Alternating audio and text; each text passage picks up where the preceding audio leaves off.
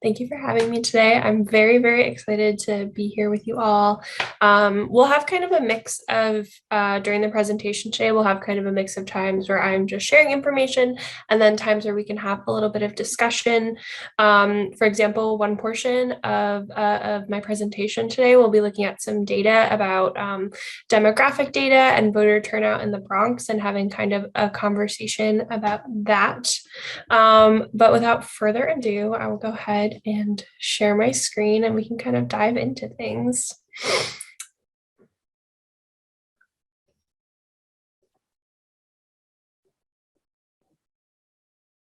Awesome. So you all have graciously shared sort of any questions that you've had in the chat so far. I so appreciate that. And, please feel free to use me as a resource while we have this time. And I appreciate you sharing questions because it helps me have a better sense of like what knowledge everyone is walking into today. But just to get started, I want to give kind of a summary of just who I am, what our office does. So we're the Campaign Finance Board. We are a nonpartisan independent city agency. So nonpartisan just means that we are not aligned with any candidates or political parties. And independent means that we are not under direct control of the mayor's office. And that is because the main goal of our office is to basically monitor spending in local elections. So we monitor the finances of people running for borough president, mayor, city council, comptroller, and public advocate, just those 5 citywide offices. And also, fun fact, the district attorney is not a city office, though we have one for each borough. It's actually a county or a state office. So just to clarify that. But these 5 local positions that are on the ballot, we have a team of auditors who look at all of their campaign spending. We post it on our website so you can see exactly where your candidates take money from and how they're spending it. We also have a landmark program. It was actually the first in the country called our Small Dollar Public Matching Funds Program. And this really levels the playing field and allows for, makes it easier for more New Yorkers to actually run for office and also ensures that our elections are funded by residents of New York City and not necessarily special interest or lobby groups. I know I just shared a ton of information about kind of the CFB, but does anyone have questions before I move forward? Awesome. Great. So feel free to also like raise your hand, come off mute or a small enough group, or use the chat, however you feel comfortable engaging in this space today.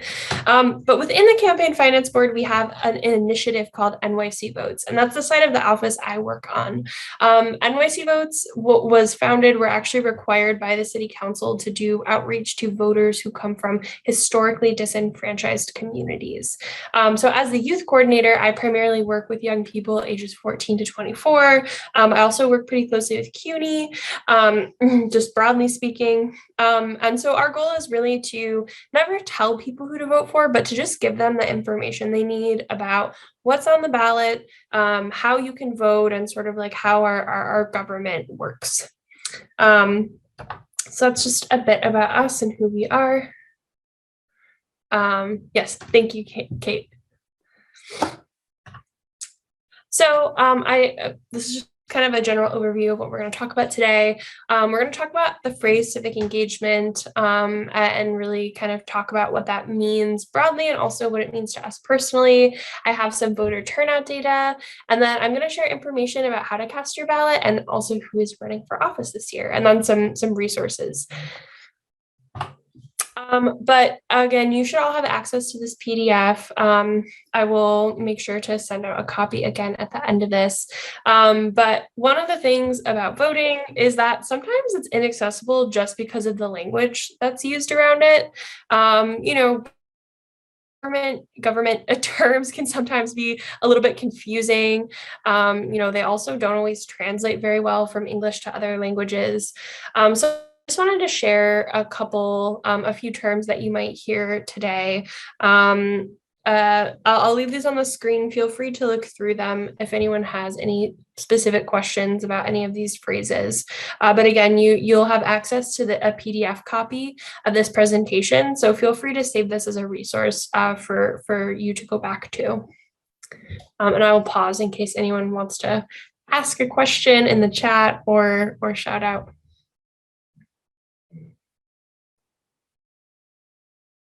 Awesome. All right, so let's talk about civic engagement. And again, I would love for folks, if you want to come off of mute and share, or if you want to just use the chat box, that is okay too. Thank you, Eric. So this phrase, civic engagement, in case you haven't heard it before, let's kind of break the word down. So civic just means related to your community, and engagement, right? That's just being involved, participating. So we could think of this phrase as also meaning community participation. So just in your own experience, maybe you've heard this phrase before. I'd love for you to share in the chat just what is your definition of civic engagement, or maybe provide an example of something you think is civic engagement.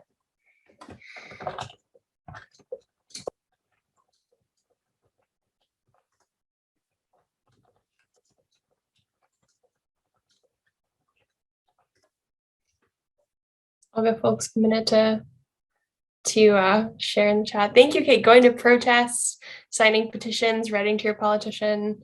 These are all amazing examples of civic engagement. Yes, Eric, I love this example too. Picking up trash in your neighborhood, just generally speaking, helping your neighbors, being a good neighbor.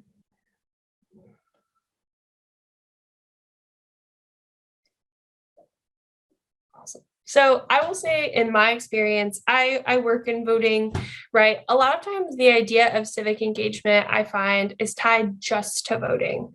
But it's really important that we think about this in a really broad way, because if we tie our ability to create change in our communities only to our ability to vote, that excludes a lot of people who are not eligible to vote, who have been historically denied access to voting, people who may not have the resources to even know that elections are happening, right? People who are old enough to vote. There's so many people who might not be involved in that process. And something that I share with my students a lot, which is a little cheesy but very true, is that to build the world that we want to see, we have to use all of the tools in our toolkit. So voting, for example, really paying attention, especially to what's happening at the local and state level. That's one tool we have, right? I love Eric's example of picking up trash in your neighborhood, right? I also see a couple other ones, just reading through these. Gory shared taking care of family members and community members, talking about issues, right? Just like staying educated and informed about what's going on, learning the candidate positions, and then voting, being helpful to the needy, participating in group activities. Edward, that is a tough question to answer. I think, from the perspective that it is a group of people expressing their political beliefs, I guess we could classify it as that. Karen shares helping. No, these are all like fantastic answers and questions. So just wanted us to like kind of have this background as we dive into this conversation about voting today. So also just on a very basic level, just want to share kind of like how our community, how our government is structured. We have several levels of government, right? Local government, that would be like the mayor, your city. At the state level, that would be sort of like the governor. And then your federal level, that is your representatives nationally. So you can think about the president, the Supreme Court, Congress and Senate. These folks all fall under that federal category. And today I'm really going to be focusing primarily sort of on local and state elections, especially local elections, because we are a city agency. I think sometimes it's easier to find information about what's happening federally than it can be to even find out what's happening right in your own borough. So I'm gonna share some resources for that. Again, I'm not going to spend a ton of time kind of reviewing all of this, but you guys have access to this PDF and it kind of breaks down who our elected officials are, and kind of generally speaking what they do. So again, feel free to hold on to this PDF as a resource for you. But again, just sort of how our federal government is structured, how our state government is structured. We are voting on this year state assembly. We're voting for governor, a very big state election year. And then at the local level, these are kind of what our elected officials do. And just generally speaking, this is not the full scope of their responsibilities, but something I really want to hammer in is the fact that New York City, just the 5 boroughs alone, has a $90+ billion budget. So when we're thinking about local government and its importance, $90 billion is a huge amount of money. It's enough money to make sure that everyone has access to the resources they need to survive and thrive.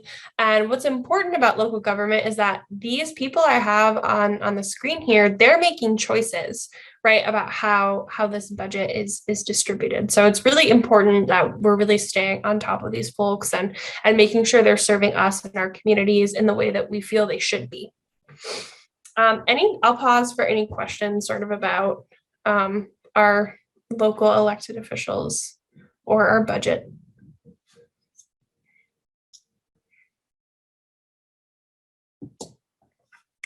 Awesome. Okay, so now I'm just going to take a second to kind of walk through voter turnout in New York City. And in particular, I want to zoom in on the South Bronx. So for me in particular, as a youth coordinator, the South Bronx is a really important area because the South Bronx consistently has the lowest youth voter turnout. Youth, in terms of voter turnout, is often defined as people between the ages of 18 and 29. I know that's a really broad range, but in terms of voting data, that's kind of the age range that we look at. But all of this information comes from our website. Our data team put together a set of community profiles. We have several neighborhoods in the Bronx, Queens, and Brooklyn that have very low voter turnout compared to citywide averages. So, it's a priority for us to kind of zoom in on those neighborhoods, look at the data, see what's going on, and see how we can sort of support these communities. So again, we're looking these districts, they're defined as community districts 1 and 2, and it includes most of the South Bronx, so Melrose, Mott Haven, Rikers Island, Hunts Point, and just here, you can see a few of just some basic, demographic data, right?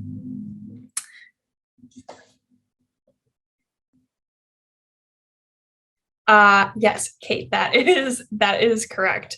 We'll kind of dive into that. It's actually a little bit less than half.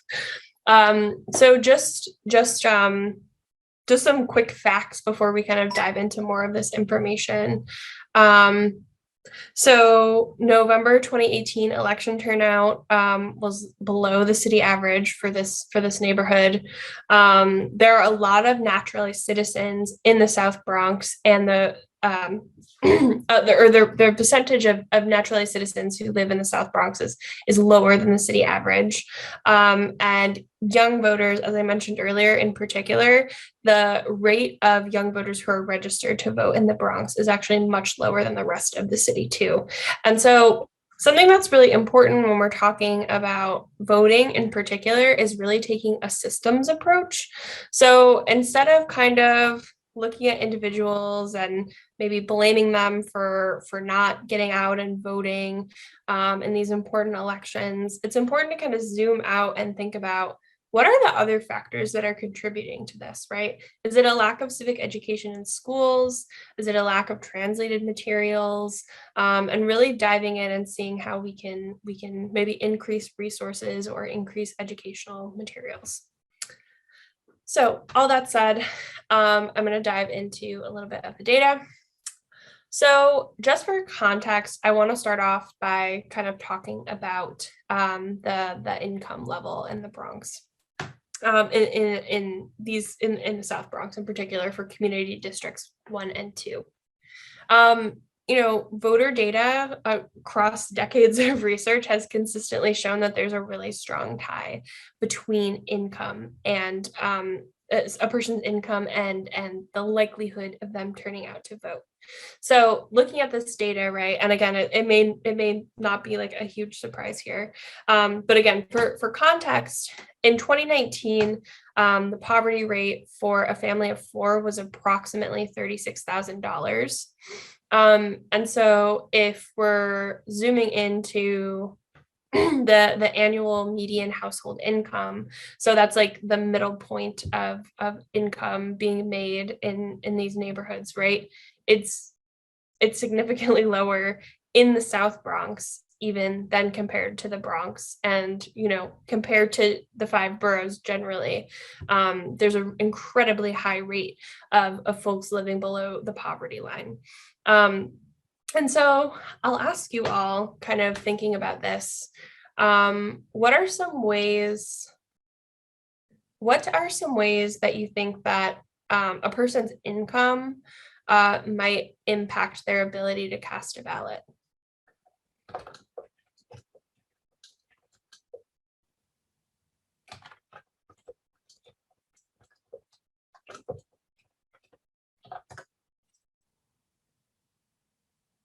Yes, thank you, Mark. You might not be able to take off work.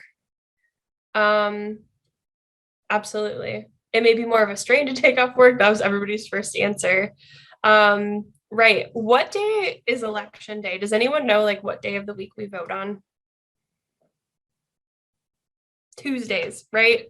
So historically, the reason that we vote on Tuesdays was because we used to be an agricultural society. And so it was easier for farmers to vote on a Tuesday. But that, it's not the 1700s anymore.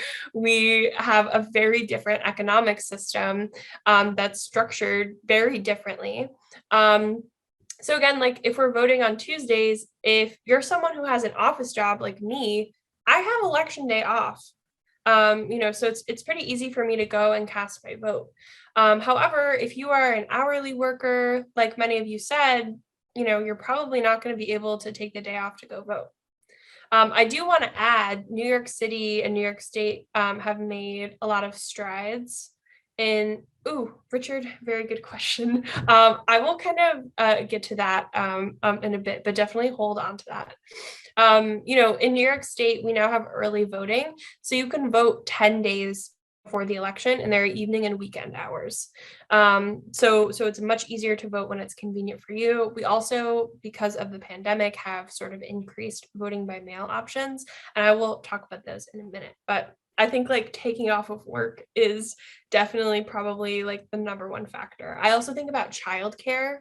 If you have to pay for a babysitter or for daycare, you might not be able to afford that extra hour right after work before you go pick up your kids to stop by your polling location. So again, we can also kind of think about the way that gender politics might actually affect someone's ability to cast a ballot as well. But just moving forward, I want to hang on to that question as well. I will get into my early voting spiel towards the end. Awesome.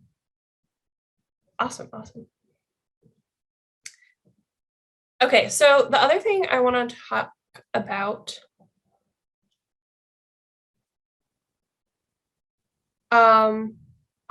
So the other thing I want to talk about really quickly is the rate of English proficiency in community district 1 and 2. So just by looking at this first, let me get my little marker out here.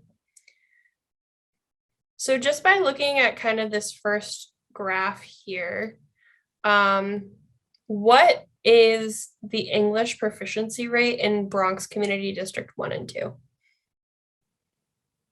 If we're looking at this first graph.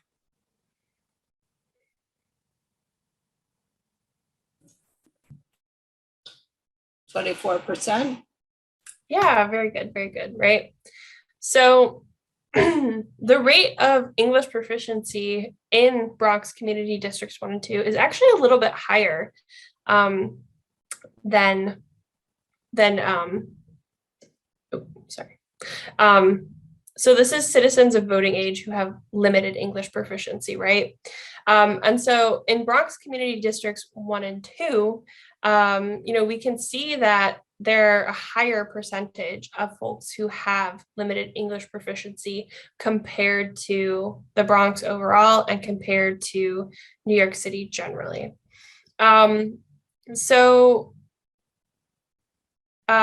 I also want to just take a second and look at kind of these two graphs down here, these pie charts.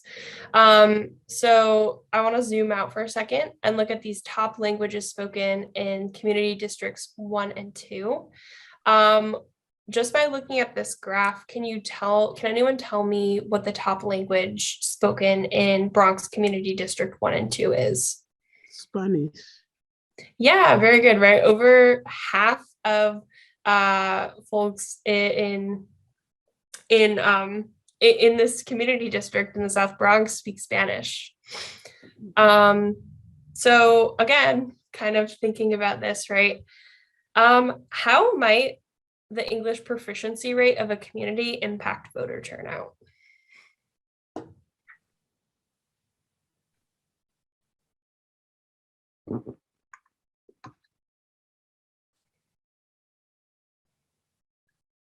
So if the English proficiency rate is low, so meaning there are very few people or a large amount of people, right, who do not speak English as a first language, how might that impact their ability to vote?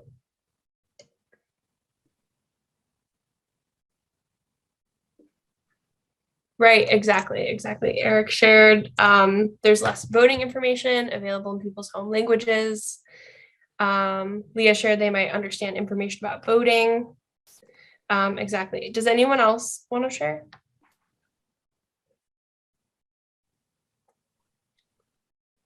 Not understand. Thanks, Leah. Right, again, and as I mentioned earlier, sometimes government documents, they don't always translate from English to other languages very well. So again, we can think about sort of how we need more, Spanish language workshops in particular, just to get this information out to people who need it. Awesome. So the next graph I want to talk about is just overall voter turnout. So there's a lot happening here, so let me break it down. So this graph here, it's showing the percentage of people that turned out to vote by neighborhood.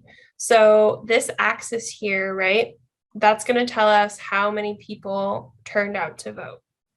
And then this axis here, right, each point represents a different election. So the 2016 presidential primary election, the 2016 general election, that's when we voted for president.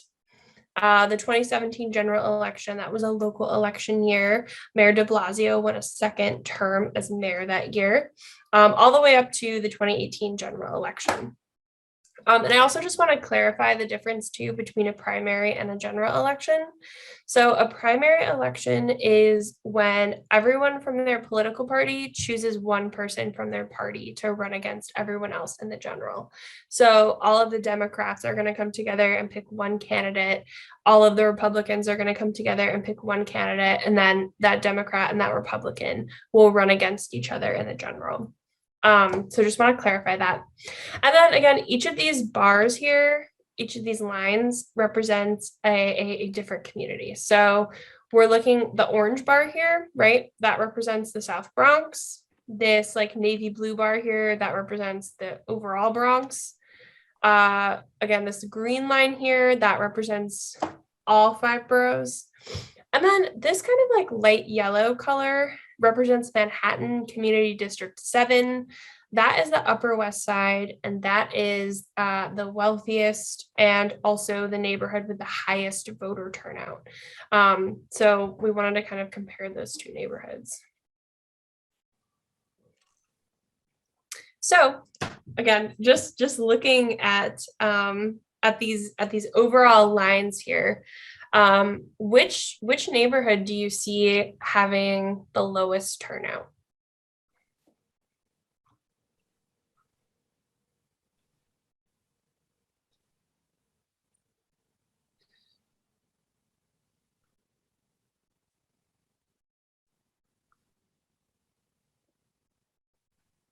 Yes, thank you, Ayantu. You're right. Bronx, the South Bronx, right, has the lowest turnout. It's even the South Bronx in particular, right? Their turnout tends to even be lower than the Bronx overall. Awesome, thank you guys. And as I mentioned earlier, right, Manhattan CD7 has sort of the highest turnout, even higher than the New York City averages. And again, we know the factors that are affecting this, right? This community district in Manhattan covers the Upper West Side. So again, it's a very wealthy community, a high rate of English proficiency, a lot of white people live in this neighborhood, right? These are all factors that tend to lead to higher voter turnout. So I also want to zoom out for a second and look specifically at turnout for particular elections. So if you look at this graph here on the bottom, which year for all of the neighborhoods that are represented, which year has the highest turnout?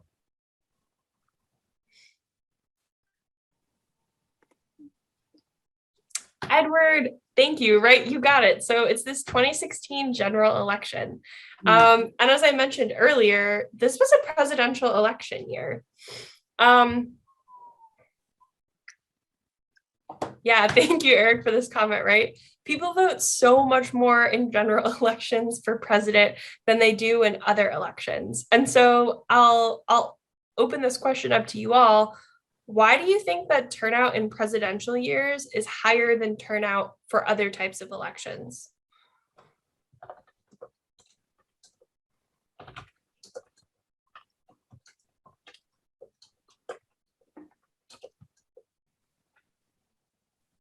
Yeah, absolutely. There's way more press about it, right? Like if you're going to turn on cable news, they're not talking about your city council person because they have a broader audience. They're talking about, president and then maybe sometimes Senate and Congress as well. It's much easier to get information about presidential elections just because of how much there is. I'll also ask you all a question. Do you think that presidential elections are more important than local and state elections?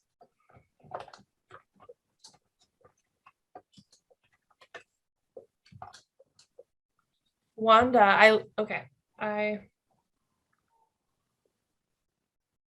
yeah, let me post the question. So do you think presidential elections are more important than local or state elections?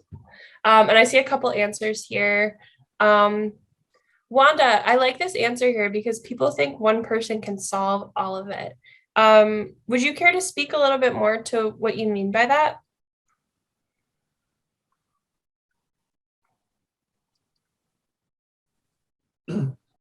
Wanda, you can unmute if you like. I just think that sometimes that they put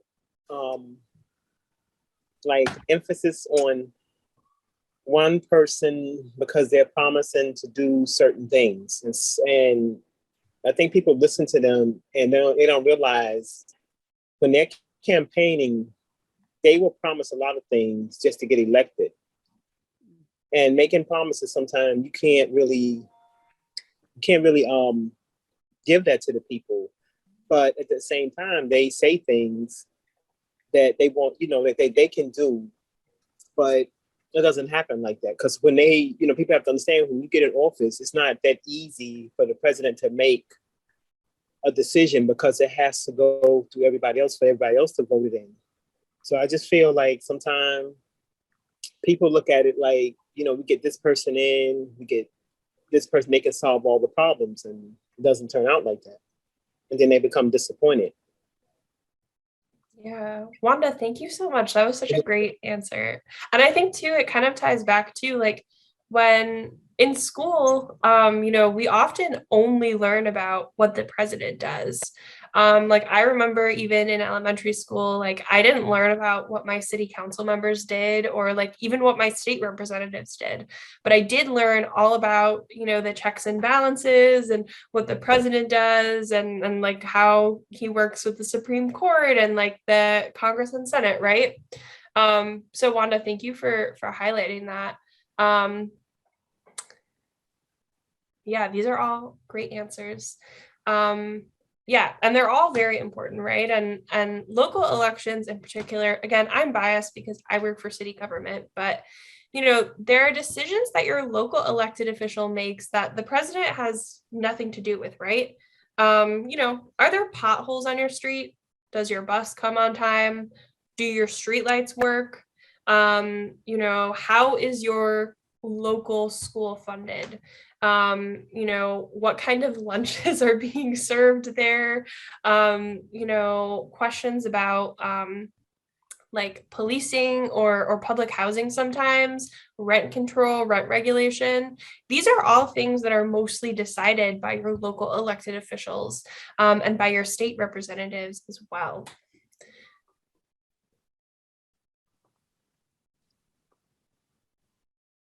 Yeah, Eric, I think I love this question. Yeah, I don't know. What are some issues, I guess, that you have been thinking about recently or that you're impacted by?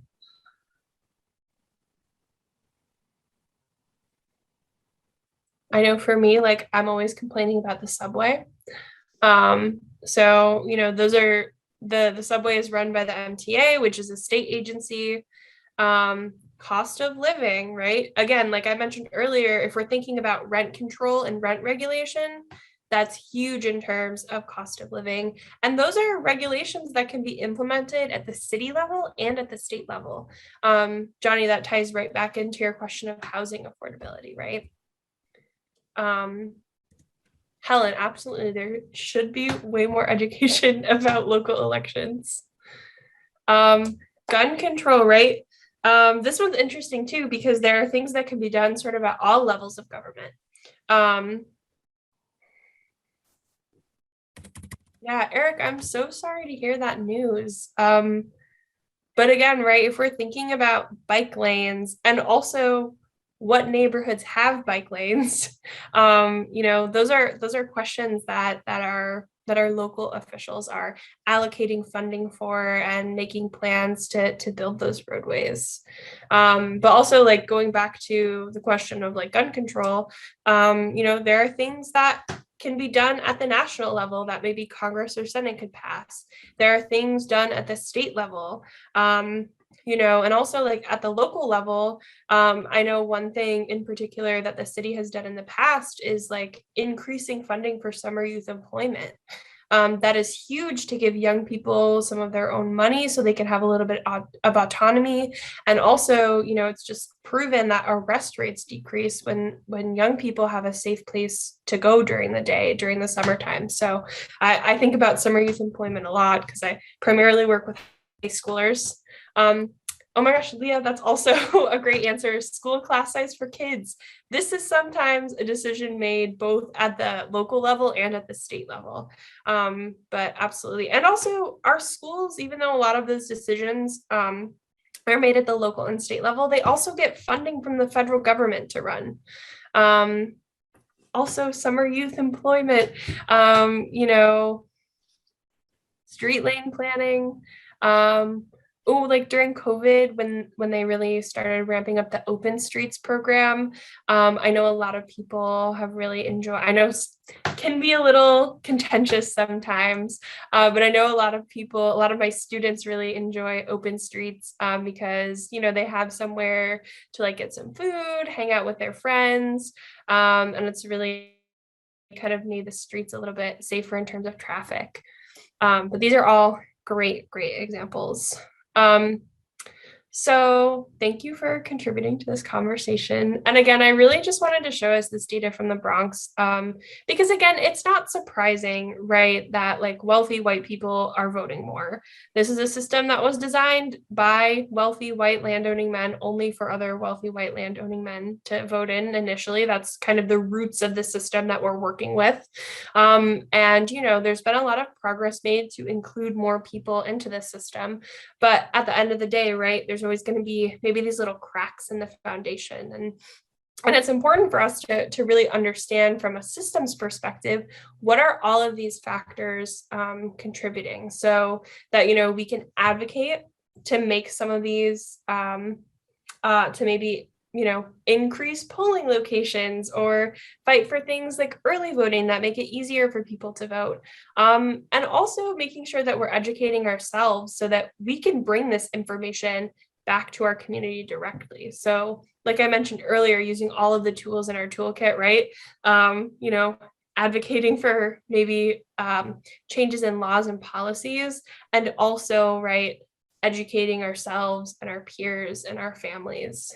You know, and the other thing I want to emphasize too really quickly is we see the way that low voter turnout really impacts our communities. And I don't want to shift that blame onto voters, right? I want to take a second and think about how candidates running for office and our elected officials also contribute to this issue of low voter turnout. And what I mean by that is when I'm running for office, let's say I'm running for mayor, I'm going to look at the data of who turns out to vote, right? Let's say I'm looking at this chart. I see that this neighborhood in Manhattan, I know they're going to turn out to vote. I'm going to prioritize this neighborhood, right? I'm going to spend a lot of time and resources in this neighborhood talking to voters, tailoring my policies and my platforms to things that might appeal to these people, because I know I can get them out to vote. And so then what happens, right, is that once I'm in office, right, I'm the mayor, I spent all this time on the Upper West Side campaigning, I'm in office, and now I have to make a budget cut. But I want to get reelected next year. So when I make a budget cut, I'm going to make one that does not affect these people, right? These people on the Upper West Side, for example, because I want their votes again next year. And so one example of a resource that comes to mind when I'm thinking about the way that candidates oh, Johnny, great question. I will hang on to that one. I'm going to get to that one in just a minute. You know, one resource that comes to mind is libraries. I'm sure I use my local library all the time. I'm sure many of you have access to resources there. It's not just free books and media, right? It's GED classes. A lot of my students go there for like SAT test prep. It's a place to cool down in the summertime or warm up in the winter. There's free Wi-Fi, all of these incredible resources that are available. But if I'm someone who's coming from a higher income neighborhood, odds are I have access to that stuff really easily, maybe in my own home.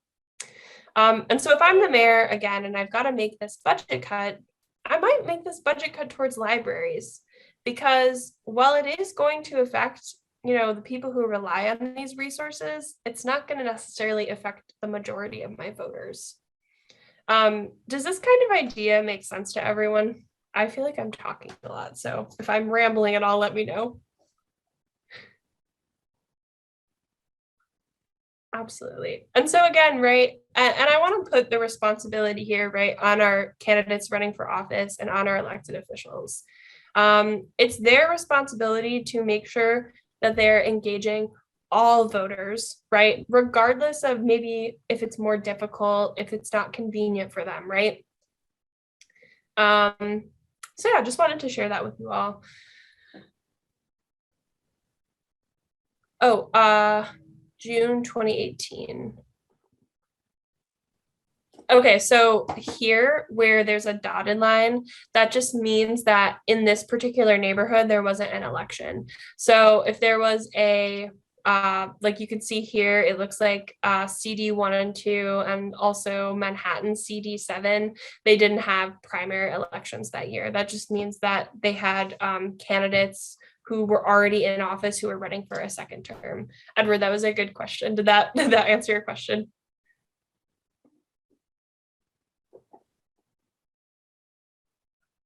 Okay, awesome. So I want to just take a second and walk through sort of the how to vote. I know many of you had questions. So hang on to those questions that you had. I'm sure we'll get to them through this section, and then we have a Q&A portion at the end. So if there's anything I didn't answer, I will get to that. Feel free to ask. So first up, we have a primary election coming up in June. So the deadline to register to vote for this election is Friday, June 3rd. Again, I will share a website at the end. It's just nycvotes.org. I'll drop it in the chat here. You can register to vote here.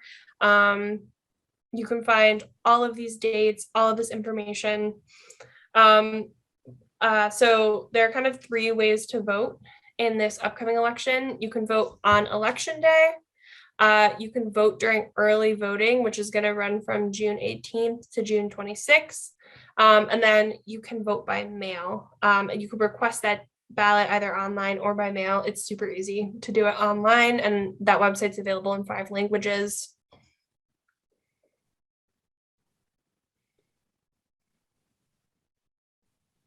Absolutely, Edward. Thank you for sharing this, right?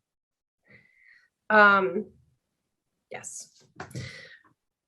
So again, it's really important to make a plan to vote ahead of time. So just take some time and think, like, look up your poll site. Your early voting site, for example, is going to be different than your election day polling location. So take some time, look up where your polling locations are, think about your work schedule, any other commitments you might have. And, a couple of weeks before the election, make that plan to vote. Say, I'm going to vote early on Saturday morning. Or maybe you say, I'm going to vote by mail and then drop my absentee ballot off.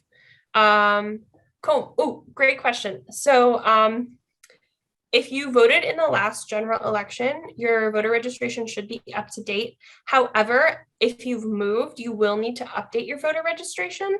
And it's always a good idea to just check your voter registration as well. So again, you can check the status of your voter registration at nycvotes.org. If you go to our register to vote section, there's a link where you just look up your voter registration status and you can confirm that it's active. But great question. So I put my slide in the wrong place. I apologize. I do have just a quick little disclaimer about this year's election. So for our primary election, basically we're in the process of redrawing where our congressional and state Senate districts are. So as a result, primaries for these offices are likely going to be delayed until August. So again, we don't know for sure how this ruling is going to impact primary elections for other offices like governor and state assembly. It's possible that those primary elections will still take place on June 28th, but we should have a little bit more clarity, I believe, by the end of next week. And I will send Eric an email with any updates. You can also follow us on social media. I'll share the links for all of that afterwards just to stay up to date. But again, I will say this process is a good thing. It means that, our government is making sure that our election districts are being drawn in a fair and equal way that makes sure all voters are represented. So just wanted to kind of give this disclaimer here. But now I'm just going to kind of talk through like how to register to vote and what sort of the basic requirements are. So in New York State, to register to vote, you have to be a U.S. citizen, although there is a caveat there, which I'll share in a second. You can actually pre-register to vote at 16 or 17.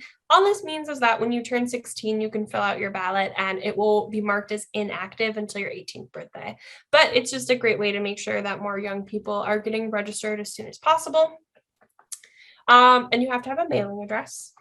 And so kind of the caveat here I wanted to share, and somebody asked this question earlier, but starting in 2023, New Yorkers with legal residency status, so if you're not a citizen, but you have legal residency status, you'll actually be allowed to participate in local elections.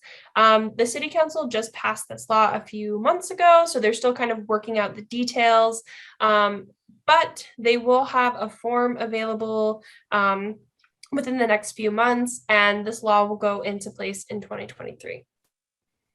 Awesome. So I also want to share, sorry, I skipped ahead a few slides. Forgive me.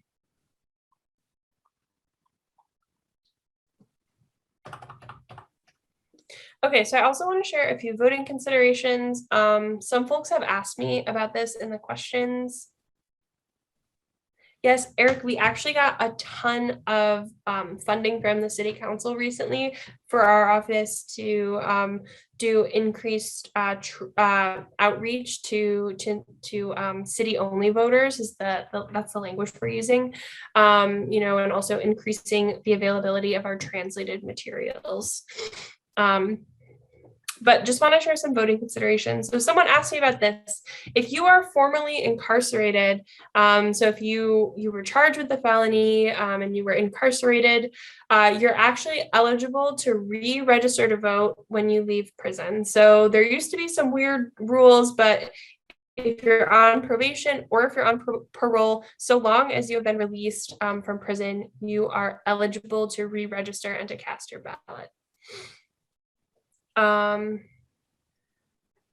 Yes, Eric, definitely. I will definitely connect you with Omar and Gori, who are taking the lead on doing our city only voter outreach.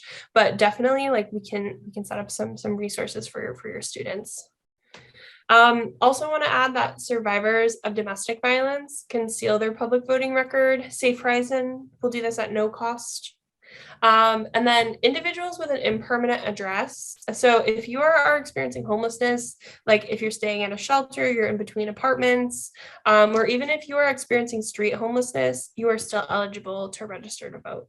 The only the only caveat to that is that you do have to have a place where you can receive mail. Yes, Leah, thank you so much. Yes, elections for legal residents will not start until next year. Okay, so again, just wanted to share how to cast your ballot. So you can vote by 3 ways: on election day, during early voting, which has weekend and evening hours, and then you can also you might have heard the phrases absentee voting or voting by mail. They're the same thing. So you have an assigned early voting location, which is likely different from your election day poll site. So you can't just show up to any early voting location. It has to be the one that's assigned to you. But you can visit nycvotes.org to look up your polling location. The hours vary by day, but there are weekend and evening hours, so you can really vote on your schedule. And these are the dates of early voting this year.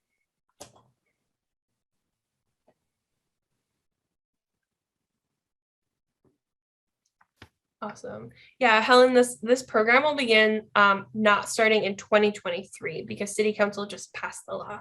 But definitely I encourage you to stay in touch with NYC Votes so you can receive updates. Again, you can vote on election day. Polls are open from 6 a.m. to 9 p.m. As long as you're on the line by 9 p.m., you can vote. And polling site locations can change from year to year, so just make sure you look up your site before you go vote. And then just really quick refresher on voting by mail. It's a 2-step process. Again, you need to request your absentee ballot. If you want to vote by mail, do not wait until the last minute to do this. It's definitely something you want to start as early as possible. The portal opens usually about a month before the election, so it should be open in a couple weeks. You can go to nycabsentee.com and request. You'll check temporary illness on the application. That meaning has been expanded to account for any COVID concerns you might have. And then you can also request your ballot by mail, or you can visit your local NYC Board of Elections office. The deadline is June 27th if you want to submit your request in person. And then to vote by mail, again, once you've requested your ballot, you just want to make sure that you're checking your mailbox frequently, fill it out with blue or black ink, and then you have two options to return it. You can mail it back, which you'll need to add postage for, or you can drop it off at any poll site during early voting or on election day. It doesn't even have to be the one you're registered at. And you don't have to wait in line. The Board of Elections has secure drop boxes that you can drop your ballot off. And then just make sure you return your ballot by election day. So let's get into what's on the ballot. As I mentioned earlier, there is this slight update on the primary elections. Again, so your ballot might look a little different in June. Again, I will have, as soon as we know more, we will share these updates with you. But I have a quick video here. I just want to share really quickly. Oops.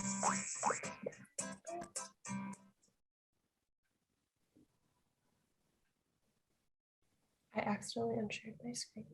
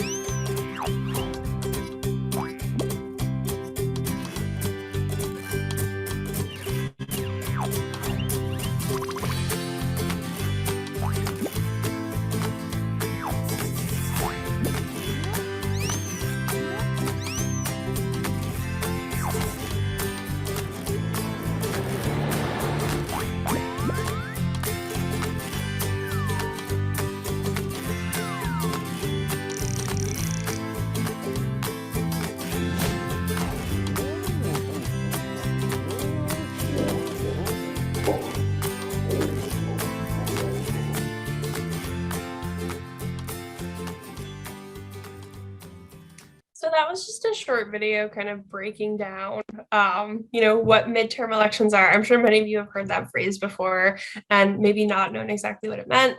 But, it's just the election that falls in between, presidential elections. And again, we vote for a lot of very important elected officials during this time.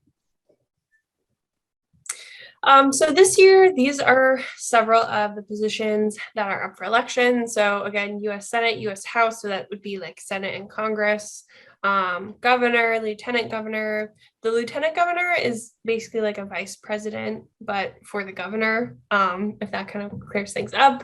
Attorney general, comptroller, state senate, state assembly. We vote for Supreme Court justices at the state level, civil court, and surrogates court. Again, so I'm not going to go into too much detail here, but you have access to this PDF. So if you want to refer back to any of this information later, you can.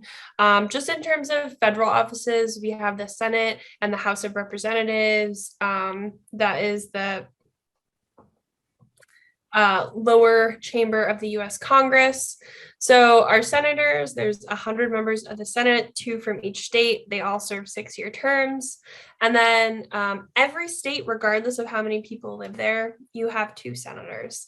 However, the number of representatives, U.S. House of Representatives that you have is actually dependent on your state's population. And they serve 2-year terms. So in 2023, New York will have 26 representatives who serve 2-year terms, and those will be decided based on where your congressional district is. So state offices, we have the governor. One really interesting thing I want to highlight about the governor is that they can grant pardons for state offenses. So anyone who's incarcerated, essentially the government can grant a pardon for them. Lieutenant governor, they work kind of in conjunction with the governor. Again, they kind of serve as like the vice president equivalent of whatever that would be for the governor. And then the attorney general is the state's chief legal officer. They serve 4-year terms. We have a state comptroller, so they're in charge of essentially making sure that all of the taxpayer dollars in New York State are being used the way that they should be.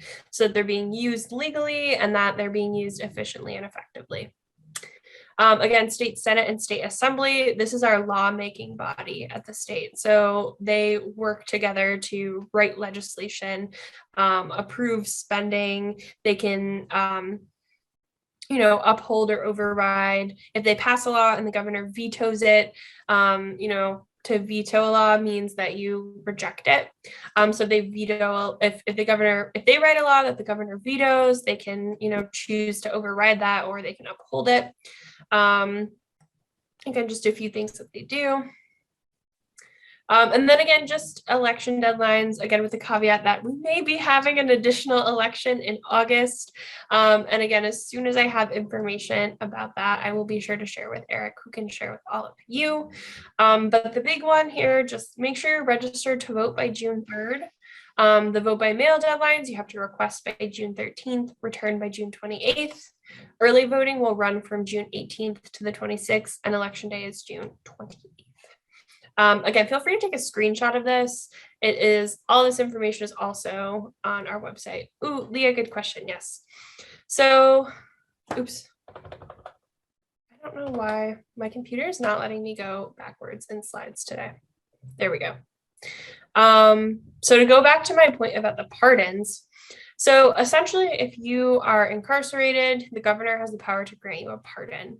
So one example I can think of is that in New York State, if you are a survivor of domestic abuse and you were incarcerated because you were protecting yourself from abuse from the governor is actually able to grant you a pardon, which basically means that you are freed and that your sentence ends and your charge is cleared from your record. Thank you, Leah. Awesome. So I just want to share.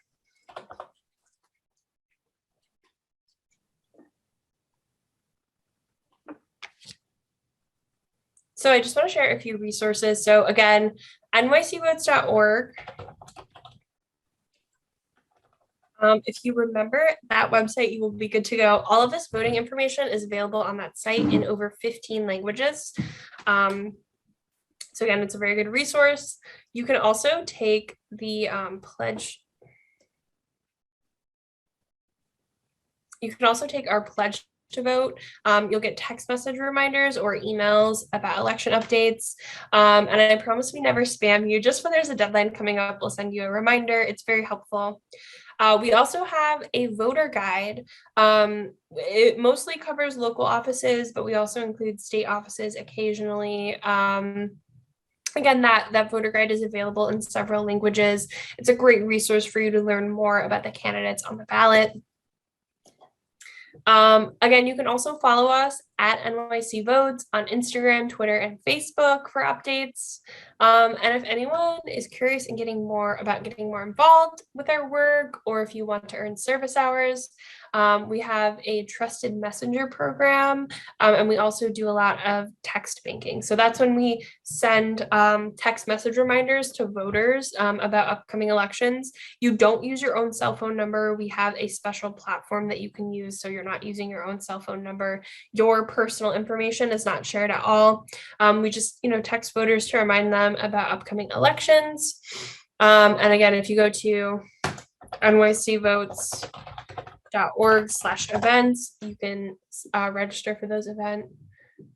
Yes, Eric, if you register by June 3rd, you will be able to vote in the primary election. I will add, though, in order to vote in a primary election, you do have to be registered with a political party. So if you want to vote in the Democratic primary or the Republican primary, you have to be registered as either a Democrat or a Republican. So just something to keep in mind. And then my last question for you all is, can you think of 3 people in your life to talk to about this upcoming election?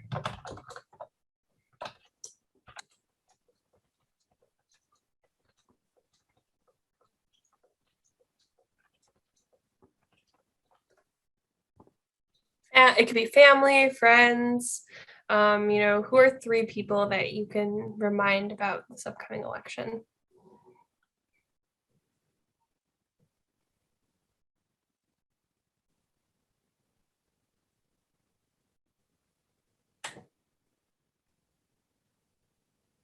I'll give folks. Oh, awesome. Yes, your grandparents. That's a great answer. And again, this doesn't even have to be an in-depth. Oh my gosh, Edward, amazing. Again, this doesn't even have to be like an in-depth conversation to, you could just say, hey, there's an election coming up. If you need to learn how to register to vote, you can visit nycvotes.org. My kids, my nephew and friends, I love this. Awesome.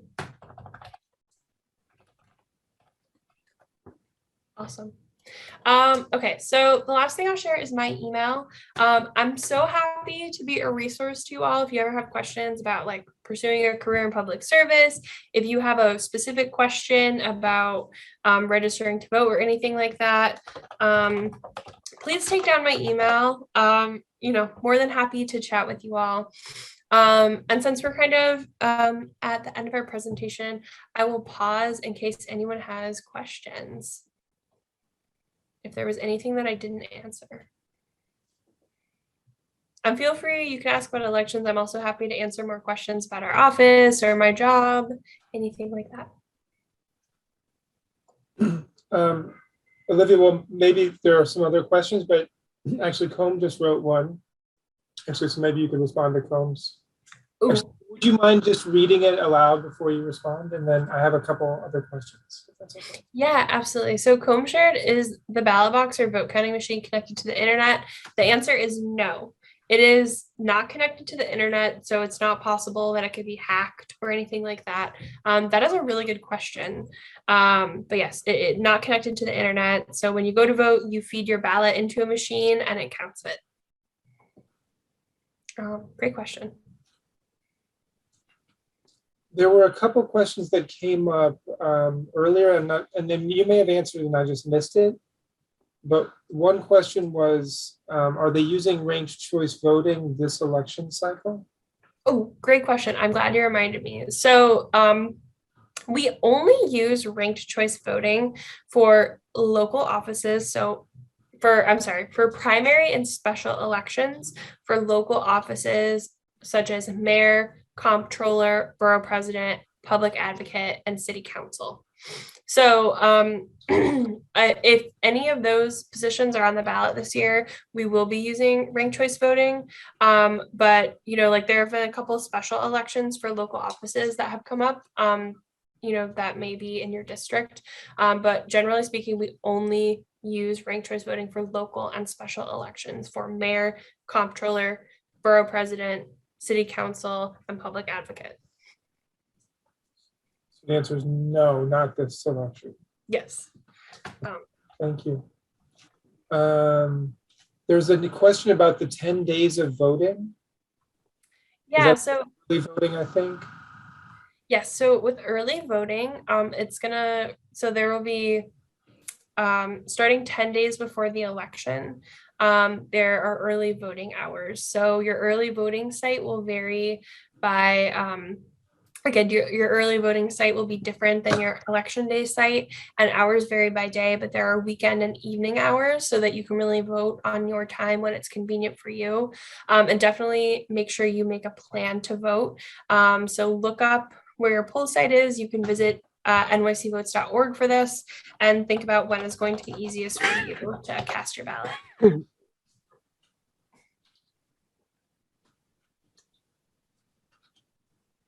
Any other questions? So I had a question, Olivia, early on in this presentation. You talked about interest groups, and I'm wondering if you could just talk a little bit more about what interest groups are. Oh yeah, very good question. So maybe you've heard folks maybe talk about things like big pharma or like Wall Street or big real estate, kind of these ideas. And so a lot of times we think about how corporations, for example, might have an interest in national elections, so like for Senate or for Congress.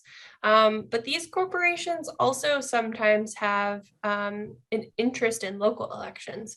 For example, real estate groups, they may want the mayor or city council to pass laws that are favorable, to real estate companies rather than renters or home buyers, for example.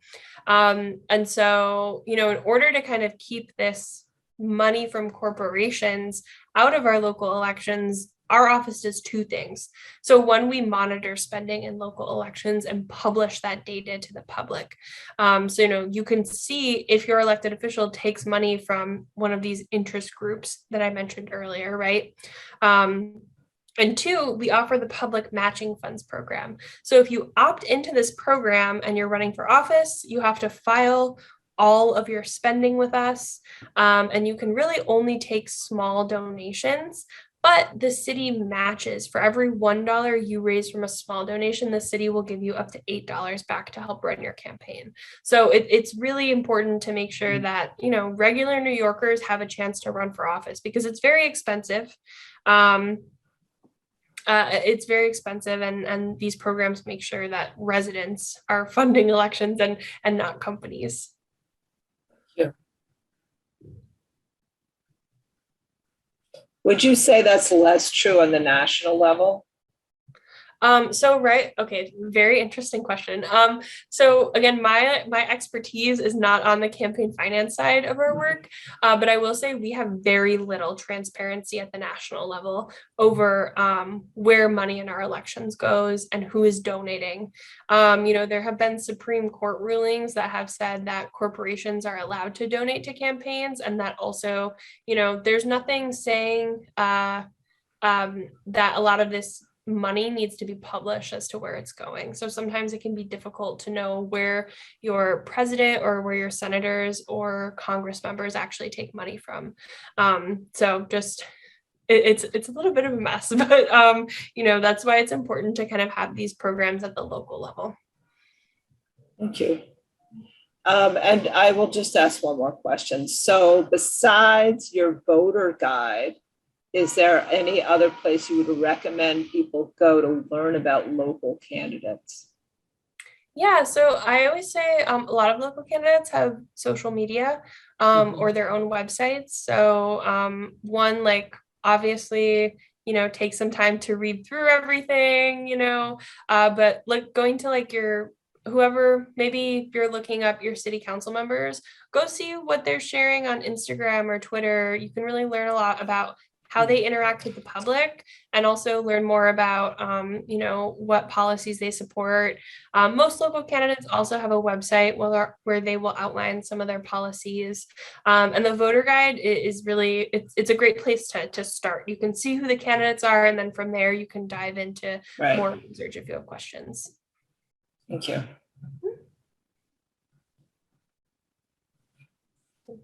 Any other questions? One question, I'm not sure if you answered this. I think you did, but if someone's already registered to vote, they voted in previous elections, they only need to re-register if they've moved to a new address. Is that true?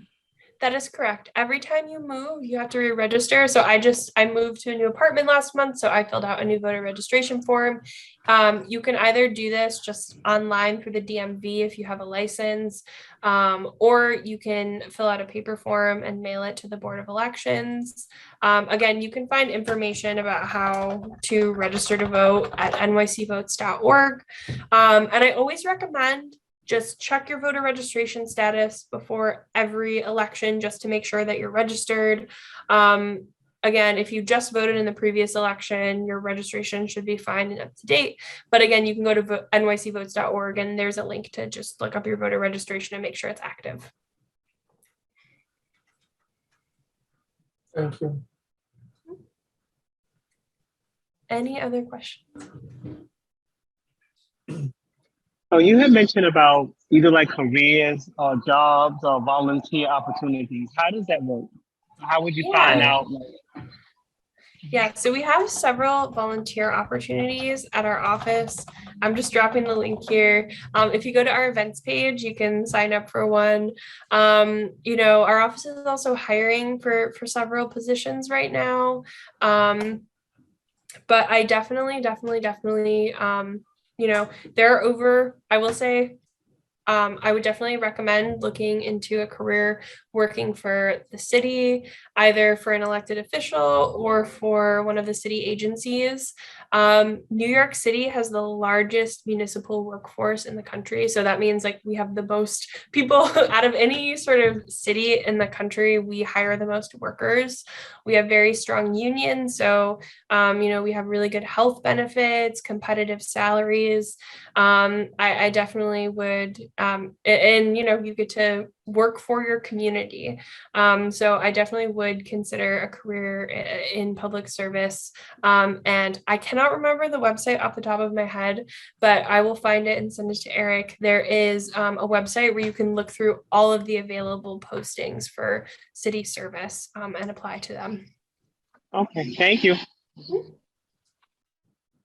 We did have an earlier webinar on city jobs. And so in our Google Classroom, there's a recording of that webinar and there are some resources there.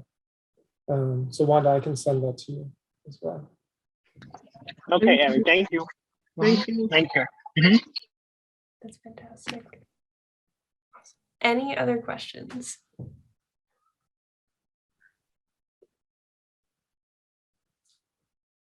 Right. I'm just going to drop my email in the chat. If you ever have a question about voting or elections, please feel free to reach out to me. I'm happy to be a resource to you all. And I'll pass it over to Eric to close us out. But thank you so much for having me today.